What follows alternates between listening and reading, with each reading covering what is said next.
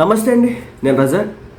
పిఠాపురం ప్రజలు పవన్ కళ్యాణ్ గారి విషయంలో ఎందుకో కానీ చాలా అంటే చాలా పాజిటివ్ నోట్లో ఉన్నారు. అంటే ఎంతలా అంటే పవన్ కళ్యాణ్ గారికి ప్రచారం చేయడం కోసం, జనసేన పార్టీకి ఓటు వేయడం కోసం ఇతర దేశాల్లో ఉన్నటువంటి ఎన్ఆర్ఐలు ఎవరైతే ఉన్నారో వాళ్ళంతా కూడా వచ్చి ప్రచారం చేస్తున్నటువంటి పరిస్థితి. సో దీనిపై వైసీపీ అయితే రకరకాల ప్రచారం అయితే చేస్తుంది.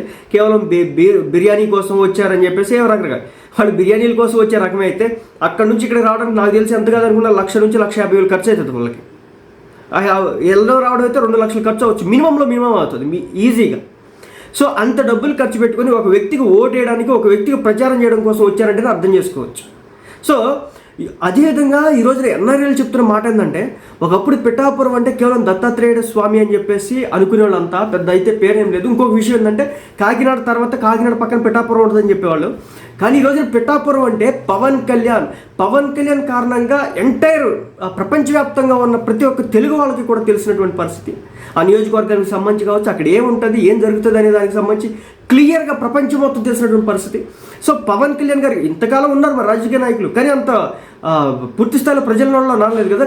కానీ ఈ రోజున ప్రతి ఒక్కరి నోట పిఠాపురం అని ప్రజలు నానడాన్ని వాళ్ళు చాలా హ్యాపీగా ఫీల్ అవుతున్నారు. మొత్తానికి పవన్ కళ్యాణ్ గారి పవన్ కళ్యాణ్ని గెలిపించడం కోసం ఇతర దేశాల్లో ఉన్నటువంటి ఎవరైతే ఎన్ఆర్ఐలు ఉన్నారో వాళ్ళంతా కూడా వచ్చి ఓట్లు వేయడానికి, గెలిపించడానికి వస్తున్నటువంటి పరిస్థితి. సో మొత్తానికి ఇది చాలా శుభ పరిణామం. పవన్ కళ్యాణ్ గారు చేసినటువంటి సేవలు ఏవైతుంది, ఆయన ₹1 కూడా తీసుకోకుండా, ఎలాంటి పదవి తీసుకోకుండా కరోనా పాండమిక్లో కూడా ఎంతో సాయం చేయించారు. అదేవిధంగా ఎన్నో దాన ధర్మాలు చేశారు.